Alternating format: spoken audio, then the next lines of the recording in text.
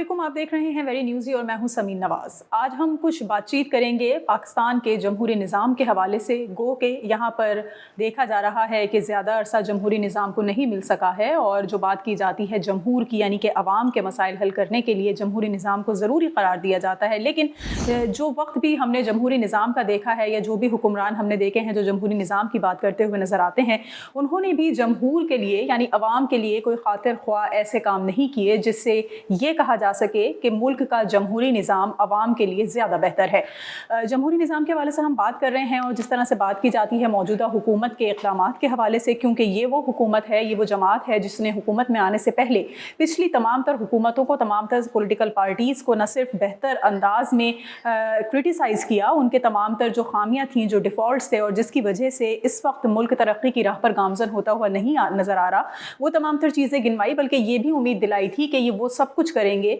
जो इससे पहले के लोग नहीं कर सके हैं और जो साबका हुक्मरानों की वजह से, उनकी करप्शन की वजह से अवाम के मसाइल हल नहीं हो सके हैं। अवाम अभी भी थर्ड वर्ल्ड कंट्री के सिटीज़न के तौर पर पहचाने जाते हैं। ऐसा क्यों है कि ये भी सिर्फ़ और सिर्फ ऐलानात साबित हुए, इनके भी सिर्फ़ और सिर्फ बयानात ही उसी हद तक महदूद रहे। इम्प्लीमेंटेशंस कुछ इनके इन तमाम तर दावों की हमें अमल दरामद होती हुई नज़र नहीं आ सकी हैं। तो जमहूरी निज़ाम में अवाम की बेबसी का मुजाहरा आज भी उसी तरह से नज़र आ रहा है जितना 70 साल पहले भी देखा जा रहा था। इसी पर हम कुछ गुफ्तगू करेंगे और आज इस मौजू पर गुफ्तगू के लिए हमारे साथ मौजूद हैं सीनियर एनालिस्ट हैं, मुसन्निफ़ हैं, बेशतर किताबें लिख चुके हैं मुख्तलिफ मौज़ूआत पर, मुख्तलिफ पर्सनैलिटीज़ को बाज़ाब्ता तौर पर, बड़े लीडर्स जिनको कहा जा सकता है मुख्तलिफ पॉलिटिकल पार्टीज़ के बहुत नज़दीक से देखा है और उनकी जो कारकर्दगी रही है, उनकी जो एक्टिविटीज़ रही हैं, उनकी जो अवाम के लिए कोशिशें रही हैं, उसके ऊपर एक गहरा तबसरा और तज्ज़िया करने के लिए आज हमारे साथ मौजूद हैं जनाब रशीद जमाल साहब हमारे आज के इस प्रोग्राम में मौजूद हैं। बहुत शुक्रिया सर, आपने वक्त दिया प्रोग्राम के लिए। जिस तरह हम बात कर रहे हैं कि जी जमहूरी निज़ाम को एक बेहतर निज़ाम समझा जाता है जमहूर के मसाइल हल करने के लिए, आप क्या देखते हैं? एक तवील अरसा आप इन तमाम तर चीज़ों को एनालाइज़ करते रहे हैं, क्या नज़र आ रहा है कि जमहूरी निज़ाम ने क्या वाकई जमहूर की कुछ खिदमत की है पाकिस्तान में? पहले तो समीना आपका शुक्रिया कि आपने मुझे यहाँ इस प्रोग्राम में बुलाया और जो आपने इंट्रो दिया मैंने सुना। यकीनन पाकिस्तान की अगर आप जमहूरियत की बात करते हैं तो अगर मैं थोड़ा सा तारीख़ का तालिब इल्म हूँ तो मैं तारीख़ के हवाले से आपसे बात करूँगा कि देखें पाकिस्तान के अंदर जमहूर का कत्ल तो उसी वक्त हो गया था जब लियाकत अली ख़ान को क्या कहते हैं शहीद किया गया। और मैं आपको बताना चाहता हूँ उनका कत्ल जो है वो लियाकत बाग में हुआ था, रावलपिंडी में, जिसका नाम उनको लियाकत बाग कहा गया था क्योंकि गवर्नर हमारे सिंध साहब माशाल्लाह इतने तालीमी याफ्ता हैं, इतने कराची का उन्होंने कहा कि बेटा कहा, बल्कि ये कहा कि उनकी शहादत कराची में हुई। तो मतलब इस लेवल के जब लोग गवर्नर सिंध बनेंगे और उनका लेवल ये होगा तो आप अंदाज़ा लगा लें कि पाकिस्तान में जमहूरियत कहाँ है। अच्छा, 97 में जो इलेक्शन हुए वो बेसिकली आप कह सकते हैं कि जमहूर ने वोट डाला था, लेकिन हुआ क्या, हमने जमहूर को कत्ल कर दिया गया और 71 में पाकिस्तान 2 हिस्सों में तकसीम हो गया। उस वक्त तो कहा गया था कि वो गद्दार है, लेकिन आज हमारी इस्टेब्लिशमेंट, हमारे सियासतदान ये कहते हैं कि मुजीब को हक मिलना चाहिए था, इलेक्शन के बाद उसको वज़ीर-ए-आज़म बनना चाहिए था, उसका हक बनता था कि लोगों ने उसे वोट दिया था। लेकिन ये बात नवाज शरीफ भी आज कहते हैं और पीपल्स पार्टी के लोग भी कहते हैं, लेकिन यही वो लोग थे जो उस वक्त मुख्तलिफ किसी न किसी सियासी जमात से बिलोंग करते थे ताल्लुक, लेकिन वो उन्होंने उसकी मुखालफत की। तो जमहूर का कत्ल तो हमने 1971 में कर ही दिया था। अच्छा, उसके बाद आप देखें जो पाकिस्तान की सियासत का जो बम्बा बना है, जो असम्बली बनी है, उसमें कौन लोग आए हैं? उसमें तो वडेरे, जागीरदार यही आए ना, सनतकार आए हैं। अब सेनेट के इलेक्शन के अंदर आप देखें, सेनेट के अंदर मुझे बताएं कौन सा मिडिल क्लास आदमी आता है? वही आता है जो करोड़ों रुपए इन्वेस्ट करता, तो वही सेनेट के अंदर। तो सेनेट के अंदर तो आपने बाजार लगा देते हैं, तो कहाँ जमहूर?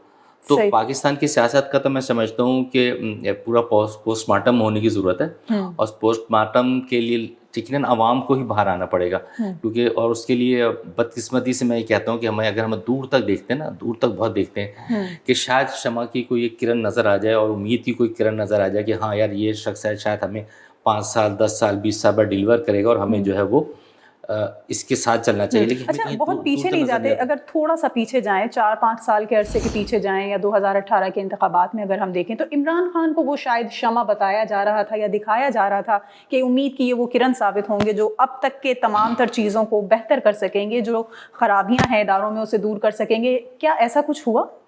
دیکھیے میں جب 2013 کے الیکشن ہوئے تو اس میں کراچی میں سیکنڈ نمبر پہ پی ٹی آئی نے ووٹ کو ملے تھے. تو میں اس سسٹم کا حصہ تھا جب ووٹنگ پڑ رہی تھی. تو میں جانتا ہوں اچھی طرح کہ ایم کیو ایم جو کہ یہاں کی ایک بڑی جماعت تھی, اس کے MPs MNAs کی فیملی نے عمران خان کو ووٹ دیے تبدیلی کی وجہ سے, کہ اس کی جو باتیں تھیں. اور پھر یہ وقت 13 کے بعد وہ 18 میں عمران خان ایز اے وزیر اعظم آ گئے. لیکن آپ دیکھیں نا, بدقسمتی دیکھیں پاکستان کی, کہ ان کی کابینہ میں کون لوگ ہیں؟ وہی لوگ ہیں جو کبھی نواز شریف کے ساتھ ہوتے تھے, کبھی پیپلز پارٹی کے ساتھ ہوتے تھے, کبھی مشرف کے ساتھ.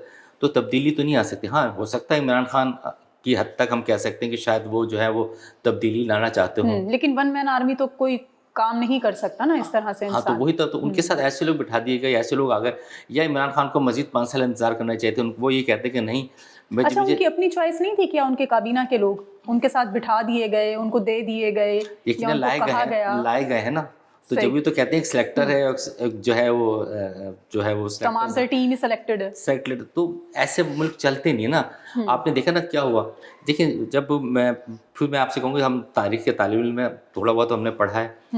جب بھٹو صاحب کو جب شہادت ہوئی, ان کو جو کیس سپریم کورٹ کے اندر جس طرح ان کو سزا دے کے ہٹایا گیا, وہ پلانٹڈ تھا. امریکہ کا پلان تھا کہ نہیں اب جو ہے بھٹو صاحب کو فارغ کرنا ہے, اب جنرل ضیاء کو لانا ہے. جنرل ضیاء کو کیوں لایا گیا؟ کیونکہ اس کے بعد جو کچھ افغانستان میں ہوا وہ بھٹو کے دور میں نہیں ہو سکتا. ایز اے وزیر اعظم وہ نہیں کرتے, لیکن جو کچھ افغانستان کی جنگ کے اندر ہوا, وہ جو جس طرح جنرل ضیاء الحق نے اپنا رول ادا کیا اس جنگ کے اندر, وہ یقیناً کوئی بھی سیاسی جماعت کا لیڈر نہیں کر سکتا. تو ایک سسٹم کے تحت لایا گیا.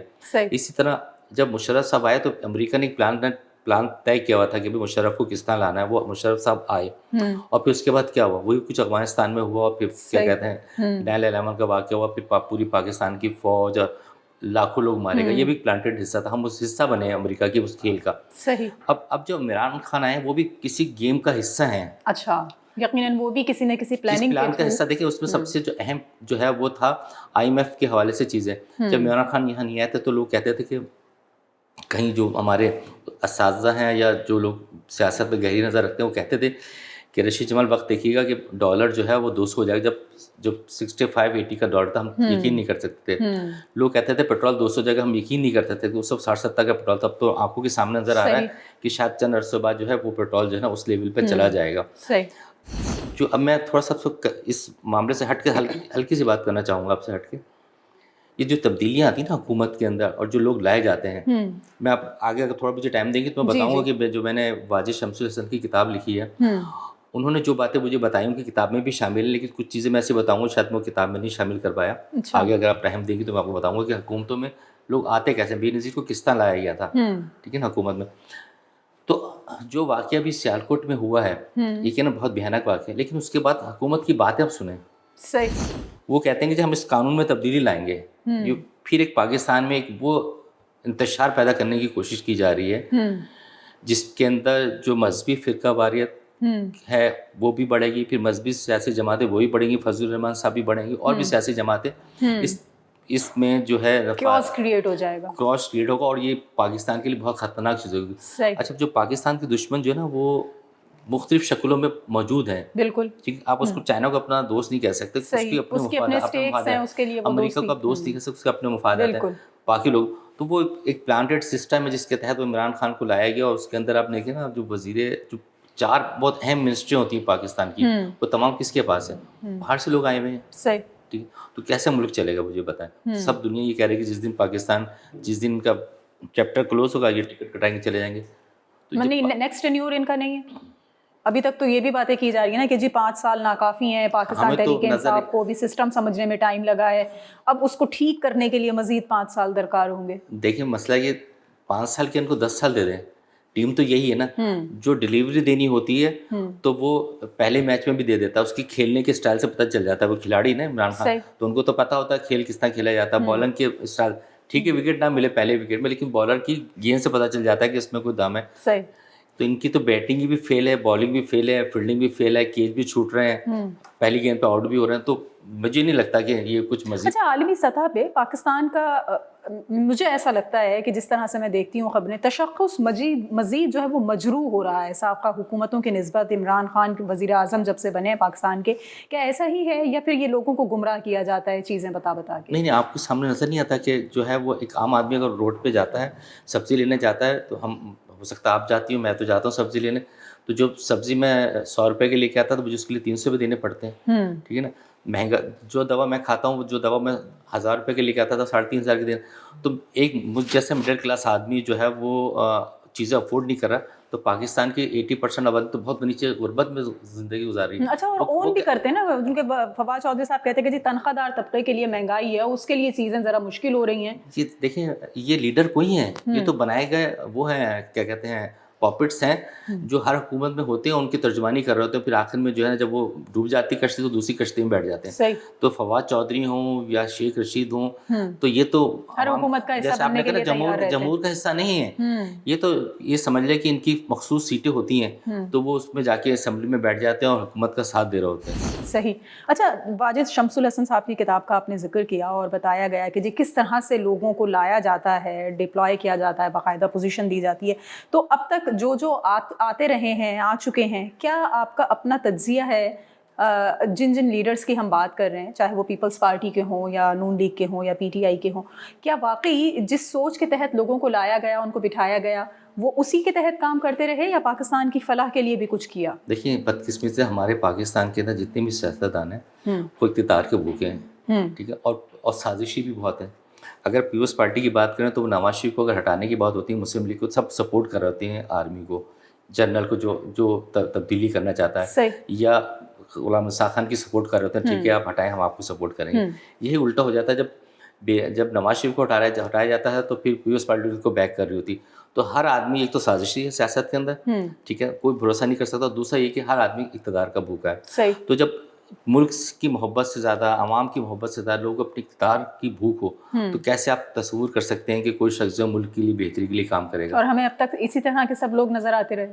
یقیناً. ایسے میں آپ کو تھوڑا سا بتا دوں کہ جب بے نظیر بھٹو بہت کوشش کرتی رہیں کہ کسی طرح ان کو 3rd ٹرم الیکشن کی اجازت مل جائے، کیونکہ جو مشرف نے جو 2008 کے الیکشنز کے لیے جو کہا تھا، تو وہ نہیں، مشرف بات کرنے کے لیے تیار نہ تھا. بے نظیر نے اپنے جو ان کے ایل جی تھے اس میں ایک جو بڑا نام تھا، اس میں واجد شمس الحسن صاحب تھا، جو مختلف ممالک میں جا کے اور بے نظیر کا پیغام پہنچایا کرتے تھے کہ بے نظیر بات کرنا چاہتی ہیں، ہم بات کرنا چاہتے ہیں.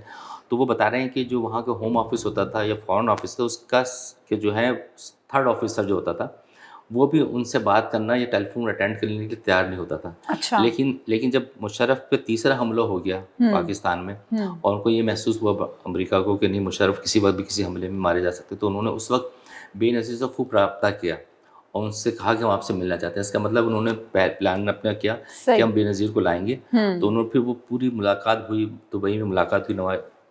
بے نظیر سے کہا گیا کہ آپ دبئی جائیں، پھر مشرف صاحب کہا کہ آپ دبئی آئیں، پھر دونوں کی ملاقات کروائی گئی، پھر چیزیں طے ہوئیں. نہ تو مشرف بات کرنے کے لیے تیار تھے، نہ بے نظیر کو مشرف پہ اعتماد تھا. لیکن ان قوتوں نے جو پاکستان میں اقتدار تبدیل کرتی ہیں اور تبدیل کرنا چاہتی، تو انہوں نے وہ سب ارینجمنٹ کی. تو یہ جو عمران خان صاحب کی جو ہے آنا یہاں پاکستان کی سیاست میں اور وزیر اعظم بننا، وہ بھی کسی نہ کسی سسٹم کا، کسی نہ کسی گیم کا حصہ ہے. اور آپ دیکھیے گا آنے والے وقت میں بہت چیزیں جو ہیں وہ خطرناک آتی جا رہی ہیں. اچھا، بہت حد تک ضیاء صاحب کے دور کے بعد جو کچھ ان کی پالیسیز رہیں یا جو کچھ وہ چھوڑ کے چلے گئے، اس کا عمل درآمد جو ہے وہ کہیں نہ کہیں کسی نہ کسی طور پر دیکھا جاتا رہا ہے. لیکن جب سے یہ پاکستان تحریک انصاف یا عمران خان کی حکومت آئی ہے، تو کہا جا رہا ہے کہ جی ضیاء کی باقیات لوٹ آئی ہیں اور وہی تمام تر چیزیں ریوائیو ہو رہی ہیں اور وہی تمام تر چیزیں کچھ شکل تبدیل کر امپلیمنٹ کرنے کی کوشش کی جا رہی ہیں. تو یہ ضیاء کی باقیات والا ہی دور ہے، ابھی ہم اسی وجہ سے مزید سفر کر رہے ہیں. دیکھیے، میں نے آپ سے پہلے بھی کہا نا، ہمارے ہاں سیاست دانوں میں منافقت بہت ہے اور کئی چہرے ہیں. نواز اتفاق سے کچھ چہرے جو ہیں وہ 5 سال 10 سال کے بعد جو ہے پردہ اٹھتا تو پتہ چلتا تھا. عمران خان کو بھی آئے ہوئے 3 سال، ان کی بھی چہرے کے بہت سے پردے ہیں. تو ہمیں ایک کھلاڑی بھی نظر آتے ہیں، وہ جو ہے وہ ایک پلے بوائے بھی نظر آتے ہیں. تو پھر آج جو ہے وہ مدینہ ریاست کی بات کر رہے ہوتے ہیں. بالکل ٹھیک ہے نا. لیکن بات دراصل یہ کہ جو ابھی آپ نے سوال کیا کہ جنرل ضیاء کی باقیات، بالکل میں نے آپ کو بھی تھوڑی دیر سے پہلے بات کی تھی نا، جو سیالکوٹ کا واقعہ ہوا ہے، اس سیالکوٹ کے واقعے پہ آپ وہ عمل درآمد کرائیں جو کہ اس وقت کی ضرورت ہے. بالکل. یہ کہہ دینا ابھی سے کہ قانون کی سازی ہونی چاہیے اس میں، تو اس کا مطلب ہے ابھی سے لوگوں نے اس کی ریٹ میں جواب دینا شروع کر دیا. تو جو مجرم ہے اس کو آپ کے بچانے کی کوشش کریں گے نا، تو ایک طبقہ جو حضرت محمد صلی اللہ علیہ وسلم سے محبت کرتا ہے وہ اس کی محبت میں ان کے ساتھ جا کے کھڑا ہو جائے گا. صحیح. جیسے قادری جس نے پنجاب کے گورنر سلمان تاثیر صاحب کو شہید کیا تھا، تو وہ تو ہیرو بن گیا نا. ٹھیک ہے، آپ پھر دوسرا ہیرو پیدا کرنا چاہ رہے ہیں، تو آپ کو جو ہے پہلے تو یہ خود وزیر دفاع ان کے کہتے ہیں کہ جی جذبات میں آ گئے تھے سیالکوٹ کے نوجوان، اور میں بھی اگر اس عمر میں ہوتا تو شاید وہ ہے نا. جذبات کا تو جو ہمارے وزیر داخلہ ہیں ان کا بیک گراؤنڈ کیا ہے، وہ اکثر سیاستدانوں کو کہتے ہیں نا کہ اس گملے کے پودے ہیں، تو وہ بھی اسی گملے کے پودے ہیں. تو وہ تو بات ہی وہی کریں گے جو کہ کہتے ہیں ان سے کہلائی جائے گی، وہ کریں گے. لیکن یہ بہت خطرناک صورتحال ہو جائے گی اگر یہ اس قانون کو تبدیل کرنے کی کوشش کریں گے. ہاں، چیزوں کو بہتر کریں اسی قانون میں رہتے ہوئے، سسٹم کو بہتر کرنے کی کوشش کریں، جو سزا ہے سزا پراپرلی دیتے ہیں، جو واقعات ہوتے ہیں ان واقعات کو کنٹرول کرنے کی کوشش کریں. قانون تو بہت ہے ہمارے ملک میں، لیکن اس قانون پہ عمل نہیں ہو رہا. اگر قانون پہ عمل ہو جائے تو چیزیں بہتر ہو سکتی ہیں. اچھا رشید صاحب، جمہوری دور کی ہم بات کر رہے ہیں اور ایک آمرانہ دور ہم دیکھتے ہیں کہ جب یہاں پر کوئی فوجی جرنیل صدر بن جاتا ہے یا اپنی حکومت قائم کر لیتا ہے یا اس طرح کا. لیکن جب ہم بات کرتے ہیں عوام کے کچھ مسائل حل ہونے کی، تو آپ کس طرح سے دیکھتے ہیں؟ کیا واقعی جمہوریت میں پبلک ایشوز کچھ سالو ہوتے ہوئے نظر آتے ہیں، یا پھر جب جمہوریت نہیں ہوتی اور ایک دوسرا طرز حکومت ہوتا ہے تو پھر اس وقت عوام کے مسائل تیزی سے حل ہونا شروع ہو جاتے ہیں؟ دیکھیں، میں نے ایوب خان کا تو دور نہیں دیکھا، لیکن جب ہم کتابیں پڑھتے ہیں تو کہا جاتا ہے ایز اے کراچی کے، میں سمجھتا ہوں جو کہتے ہیں کراچی میں سب سے زیادہ ترقیاتی کام جو سوسائٹیز بنی وہ ایوب خان کے دور میں بنی، اور بلدیاتی سسٹم بھی بنے. پھر جنرل ضیاء صاحب آئے تو انہوں نے بلدیاتی سسٹم لایا، جس کے اندر جو ہے وہ کراچی کی میں بات کرتا ہوں 2 دفعہ جماعت اسلامی کے ٹرن اوور آیا، 1 دفعہ ایم کیو میں، آپ نے دیکھا شہر کے اندر جو ہے وہ کام ہوا. پھر مشرف صاحب آئے تو میں سمجھتا ہوں مشرف صاحب کے دور میں نے اس سسٹم کا حصہ رہا ہوں. تو جو کام کراچی کے اندر ہوئے اور وہی فنڈ جو باقی جگہ بھی ملے، لیکن ٹھیک ہے وہاں کے ایڈمنسٹریشن نے جو بھی کیا، لیکن کراچی کے اندر جب کام ہوا آپ نے دیکھا شہر تبدیل ہو گیا. وجہ یہ تھی کہ جو پاور تھا انہوں نے یو سی سطح تک دیا، ایک عام آدمی کو فنڈ بھی ملا، اس نے جذبے سے کام بھی کیا. لیکن یہاں پرابلم یہ ہوگی، ہماری بدقسمتی وہی والی بات آپ کی کہ جمہور اور جمہوریت والی بات، کہ پیپلز پارٹی الیکشن نہیں کراتی بلدیاتی، مسلم لیگ بلدیاتی الیکشن نہیں کراتی.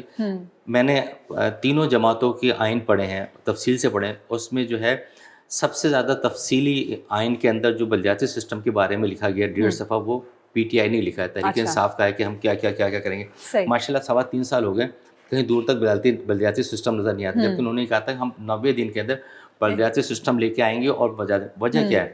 وجہ یہ ہے کہ جو MNAs MPs کو جو فنڈ ملتا ہے وہ نہیں چاہتا کہ نچلی سطح پہ لوگوں بجائے وہ اپنے ہاتھ میں کنٹرول کرنا چاہتا ہے. ایک ایم این اے جب 5 کروڑ روپے لگا کے آئے گا تو کہاں سے کمائے گا؟ اسی سسٹم سے کمانا چاہتا ہے، وہ نہیں چاہتا کہ نیچے سطح پہ.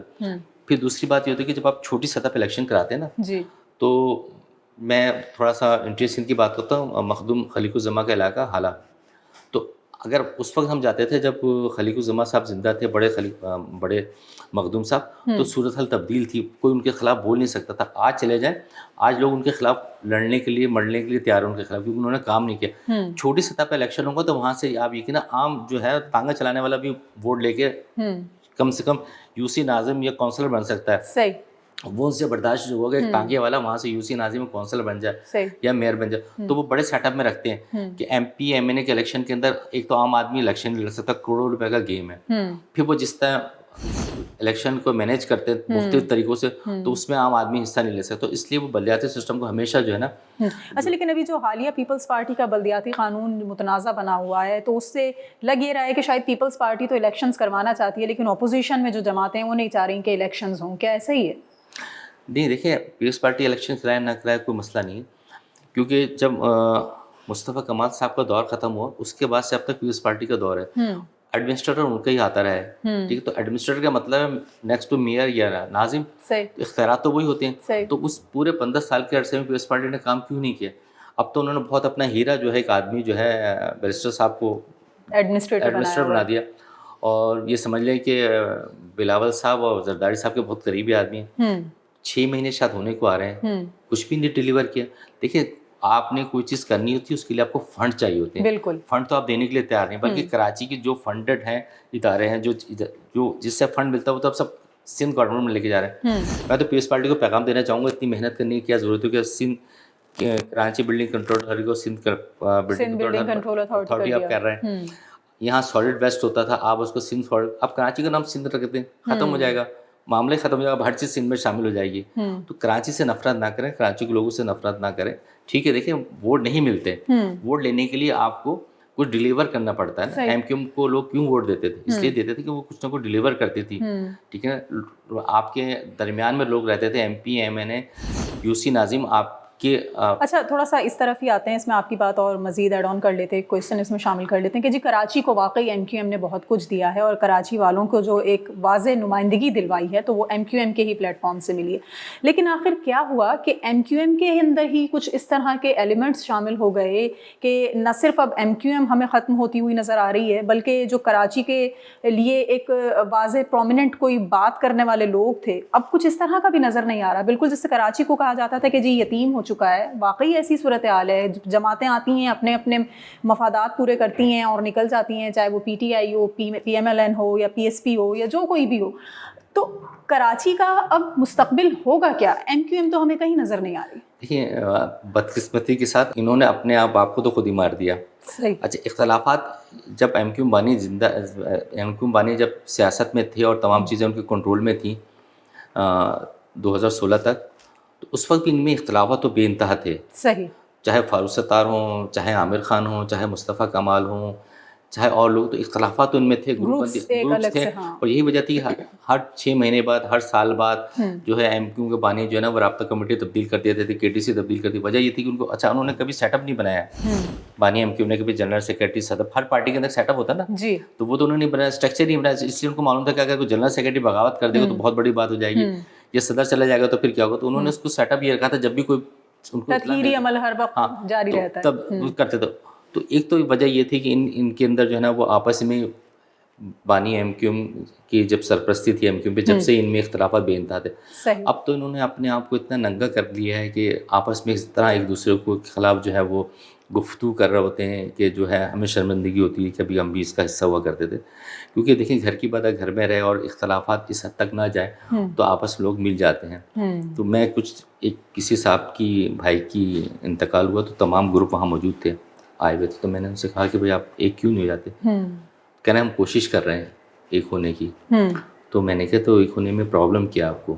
آپ کل پیرس کلب چلے جائیں, ایک پریس کانفرنس کر دیں اور پہلے قوم سے معافی مانگی کہ ہم نے جو کچھ ایک دوسرے کے خلاف بات کی ہم معافت کرتے ہیں اور جو ہے قوم ہمارے ساتھ کھڑے ہو جائے. مسئلہ ایسا نہیں ہے. دیکھیں فاروق ستار بلاتے ہیں لیکن وہ کسی کے گھر جانے کے لیے تیار نہیں ہے. صحیح.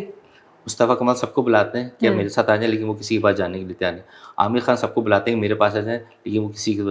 تو انہیں اپنی اپنی جو ہے وہ جو پاکٹ ہے نا اس کی فکر ہے, کیونکہ جتنا بھی حصہ ان کے پاس ہے, لیکن انہیں قوم کی, اس شہر کی کوئی فکر نہیں ہے. دیکھیں جو کچھ ایم کیو نے شہر کے لیے کیا, اس کے وجہ سے کچھ دشمنیاں بھی ہوئی, مخالفت بھی ہوئی, سیاسی مخالفت ہوئی. اب تمام لوگ جو ہے وہ ہتھیار لے کے بیٹھے ہیں, کچھ سامنے آ کے لڑ رہے ہیں, کچھ جو ہے خاموشی سے ایم کیو کو جو ہے وہ نقصان پہنچا رہے ہیں. نقصان کس کا ہو رہا ہے؟ کراچی کا ہو رہا ہے. بالکل ٹھیک ہے نا. ایم کیو کو تو نقصان کچھ بھی نہیں ہے, کیونکہ ایم کیو تو اس وقت کہیں نہیں, لیکن کراچی کا ہر شہری چاہے وہ کوئی بھی زبان بولتا ہو لیکن اس کو تکلیف پریشانی ہے. اگر سیوریج کسی علاقے کا خراب ہے, اگر کسی علاقے میں پانی نہیں آیا, اگر کسی علاقے میں روڈ ٹوٹے ہوئے, یا کسی علاقے میں ٹرانسپورٹ سسٹم بالکل تباہ برباد ہو گیا, تو کس کا اس شہر میں سب مہاجر تو نہیں رہتا. اس کے اندر کراچی کے اندر 45% مہاجر ہے, 60% دیکھیے نا دوسری زبان بولنے والے لوگ. تو ہر آدمی جو ہے نا اس کے اندر سفر کر رہا ہے.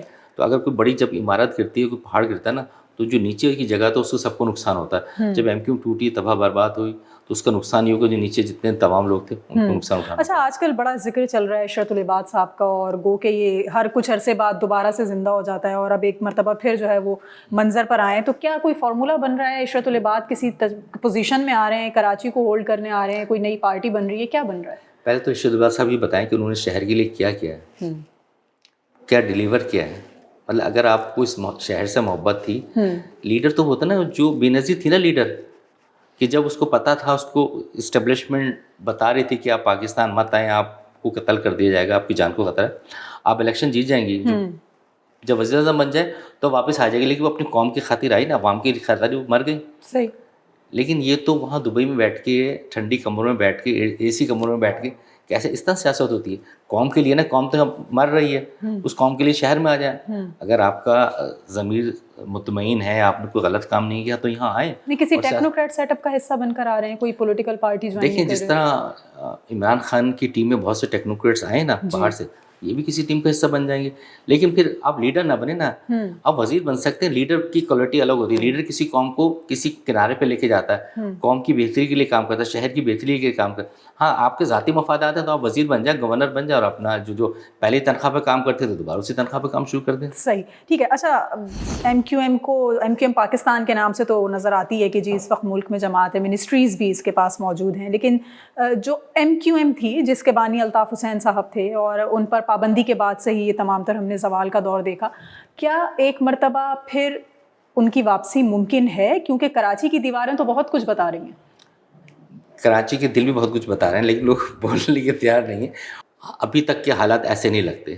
آج کے کل کیا ہو جائے پتہ نہیں، لیکن آج کی تاریخ تک کے حالات ایسے نہیں لگتے کہ جو ہے کوئی تبدیلی آ جائے اسٹیبلشمنٹ کی طرف سے. کیونکہ بہت کچھ ایسی چیزیں ہیں جو کہ ان کی طرف سے ہوئی ہیں، خطائیں غلطیاں ہوئی ہیں جو کہ کنٹینیوٹی ہوتی رہی ہے. اور پھر کوئی پیچھے کوئی ایسا آدمی بھی نہیں ہے جو ان چیزوں کو لک آفٹر کرے دیکھے، کیونکہ وہ تو ان سے بات نہیں ہو پا رہی. لیکن بیچ کے لوگ ہوتے ہیں جو بات کرتے ہیں، ان پہ کوئی بھروسہ کرنے کے لیے اعتبار نہیں. جیسے ایشور دربار صاحب نے کہا کہ میں بیچ کا آدمی ہوں اور اس طرح کوشش کروں گا، لیکن وہ بھی قابل قبول نہیں دونوں کے لیے، نہ پاکستان کی اسٹیبلشمنٹ کے لیے قابل قبول ہے اور نہ ایم کیو کے قائد جو ہیں وہ ان پہ بھروسہ کرنے کے لیے. ابھی کراچی والوں کو انتظار کرنا پڑے گا تھوڑا سا اور صورتحال بہتر ہونے کے لیے. دیکھیں کراچی کی ذمہ داری صرف ایم کیو کی نہیں ہے، یہ سب بانی ایم کیو کی نہیں ہے. کراچی کی ذمہ داری ہر اس جماعت کی ہے جو یہاں حکومت کرتی ہے. وہ پیپلز پارٹی بھی شامل ہے اور ووٹ بھی لیتے ہیں، تحریک انصاف بھی ہے اور ایم کیو بھی ہے. ٹھیک ہے نا، وہ تو اس وقت تینوں حکومت میں نا، تو کیوں نہ ڈیلیور کریں؟ کسی کا انتظار کیوں کریں کہ وہ آئے گا تو شہر صحیح کرے گا؟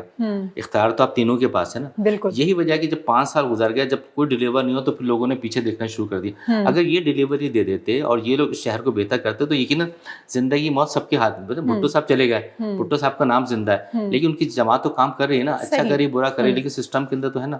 تو آپ بھی شہر کے وسیم اختر کو 5 سال ملے نا کام کرنے کے لیے، کیا وہ اپنا اختیارات کی بات کرتے رہے کہ جی ان کے پاس اختیارات ہی نہیں ہیں، تمام تر اختیارات سلب کر کے محض سیٹ دے دی گئی. تو بھائی آپ استعفیٰ دے دیتے. آپ دیکھ سیاستدان کے لیے، سرکاری افسر کے لیے پرابلم مشکل ہوتا ہے کہ وہ جو ہے احتجاج دے کے استعفیٰ دے تو پھر اس کے سارے بینیفٹ بند. آپ تو میئر تھے، آپ جو ہے وہ استعفیٰ دے کے باہر آ جاتے اور روڈوں پہ بیٹھتے، کیونکہ ایم کیو کی تاریخ یہی نہیں کہ بھائی احتجاج کرتی تھی تو اس کو بینیفٹ تھے. کہ یہاں تو پرابلم یہ ہے کہ بچہ روئے گا تو ماں دودھ پلائے گی. تو شہر کے ساتھ پرابلم یہی رہا کہ جب آپ کو چیختے تھے، چلاتے تھے، بڑے ایوانوں تک آواز جاتی تھی تو وہ آپ کو ڈیلیور کرتے تھے. تو باہر آ کے بیٹھ جاتے، ایم اے جنوٹ پہ دھرنا دیتے، سب لوگ سنتے آپ کی بات. لیکن کرسی کے مزے بھی لینے تھے نا، جو سہولیات تھیں، جو فیسلٹیز تھیں، اس کو کس طرح سے چھوڑ سکتے تھے. بہت اچھی سر بات چیت رہی آپ سے، اور چونکہ وقت مختصر ہے لہٰذا مزید گفتگو پھر انشاءاللہ کسی اور پروگرام میں آپ کے ساتھ کریں گے. اور رشید جمال صاحب کے ساتھ ہم نے ڈسکس کیا کہ آخر کیوں جمہوری ادوار میں جمہور کی ہی خدمت نہیں ہو پاتی، اور جس طرح سے ہم نے ان کی باتوں سے اندازہ لگایا اور یہ اخذ کرنے کی کوشش کی کہ چونکہ جمہوری نظام بھی اگر پاکستان میں ہم دیکھتے ہیں اور جمہوری نظام کے موجود لوگ بھی اگر دیکھتے ہیں تو وہ بھی کہیں نہ کہیں کسی نہ کسی کی ایما پر ایک پلاننگ کے تحت جو وہ بٹھائے جاتے ہیں، اور ان کے چونکہ پالیسیز کچھ اور ہوتی ہیں، ان سے کام کچھ اور لینا ہوتا ہے، لہٰذا جمہور کی خدمت کرتے ہوئے ہمیں وہ جمہوری جو حکمران ہیں وہ بھی نظر نہیں آ رہے ہوتے. بہرحال جمہوری نظام ہو یا آمرانہ حکومت ہو یا فوجیوں کا دور حکومت ہو، پاکستان میں عوام کی خدمات کی اگر بات کی جاتی ہے تو کسی نہ کسی حد تک ہمیں آمرانہ دور میں یا فوجیوں کے دور میں پبلک ایشوز سالو ہوتے ہوئے ضرور نظر آئے ہیں. لیکن جمہوری دور حکومت میں چونکہ حکمرانوں کا یا ایوانوں میں بیٹھے ہوئے لوگوں کا لالچ اور ہوس ختم نہیں ہوتا اور اقتدار کے مزے لینے کے لیے محض وہ ان سیٹوں پر آتے ہیں، لہٰذا عوام کے مسائل میں صرف اور صرف اضافہ ہوتا ہے اور وہ ختم نہیں ہو سکتے ہیں. تو آج ہم نے کچھ یہی بات کی کہ کس طرح سے جمہور کے مسائل ختم ہوں گے اور کیا پاکستان کے تاریخ میں اتنے سالوں میں ہوتا رہا ہے جس کی وجہ سے مسائل نہیں حل ہو سکے. بہت شکریہ آپ کا سر ایک مرتبہ پھر، اور پھر کسی اور موضوع پر انشاءاللہ آپ سے تفصیلاً گفتگو کریں گے.